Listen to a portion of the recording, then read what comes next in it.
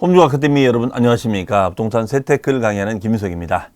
자, 이번 시간에는 지난 시간에 이어서 2025년도 정부 부동산 세법 개정안 내용 중에서 지난 시간에는 우리가 상속세하고 지연세 세율이 구간이 완화가 될 것이다. 그래서 상당히 의미가 있다 이런 말씀을 드렸는데요. 더불어서 또 세율 못지않게 또 중요한 것이 상속을 받게 되면 상속재산에서 상속재산을 줄여줄 수 있는 규정이 바로 비과세라든가 상속공제 규정이 있습니다. 바로 이 상속공제 규정에 좀 따끈따끈한 그런 소식이 있어서 전달하고자 합니다. 지금 상속공제는 이렇게 되어 있습니다. 큰 흐름을 보면은 일단 기초공제라는 것이 있어요. 상속재산이 있으면은 기초공제가 2억 원이 됩니다. 2억 원. 그 다음에가 이제 부양 가족들이 있겠죠. 상속인들의 가족들이 있으면은 그 가족들은 1인당 5천만 원씩 공제가 됩니다. 1인당 5천만 원씩. 네. 그 다음에 이제 배우자 공제라고 해서 배우자는 최소 5억에서 법정 지분에 따라 최고 30억까지 상속 공제를 받을 수가 있습니다.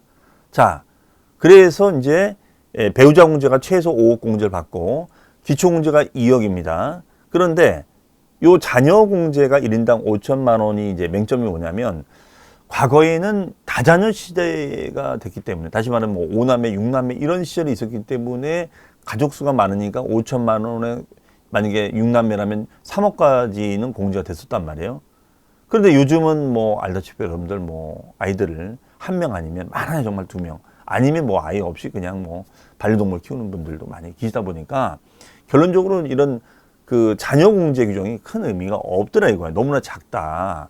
그래서 이 자녀 공제를 좀 많이 활성화 시켜야 되지 않겠는가 이런 부분들이 계속 논의가 됐었거든요. 그래서 이번에 정부 개정안은 1인당 5천만 원 규정을 자그마치 자 놀라지 마십시오.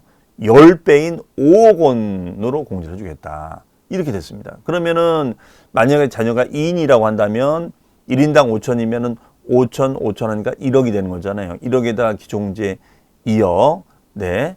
그러면은 3억에다가 배우자 공제 5억 이렇게 되는 거였는데 이것이 만 1인당 5억이면은 2인이면 얼마가 되는 겁니까? 10억이 되는 거잖아요. 그렇죠. 그러니까 이 자녀 공제를 통해서 상속세를 많이 줄 수 있도록 해주겠다. 이런 얘기가 된다는 것이거든요. 네.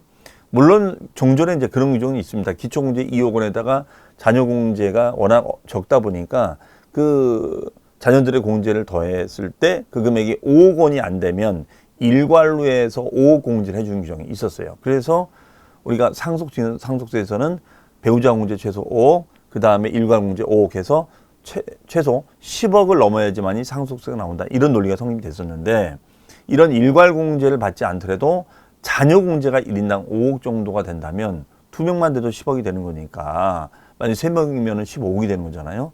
그러면 훨씬 더 공제 액수가 늘어날 수가 있기 때문에 이 부분도 상당히 의미가 있지 않을까라는 것입니다. 그럼 그 얘기의 뒷면에는 요즘 인구가 워낙 감소가 되는 거니까 그러니까 결론은 자식을 낳으라는 거죠. 그러면 자식을 낳으면은 그만큼 자녀 공제를 통해서 차후에 상속으로 갔을 때도 상속세 세금을 좀 줄여주는 그런 혜택을 주겠다는 것이니까 상당히 의미가 있지 않을까. 그래서 지난 시간에 설명드린 세율의 완화 규정과 더불어서 이 상속 공제도 상당히 의미가 있다고 저는 생각을 합니다. 자, 이 부분도 원만하게 통과되길 바라면서요. 저는 또 다음 시간에 좋은 주제를 가지고 여러분 또 찾아뵙도록 하겠습니다. 자, 감사합니다.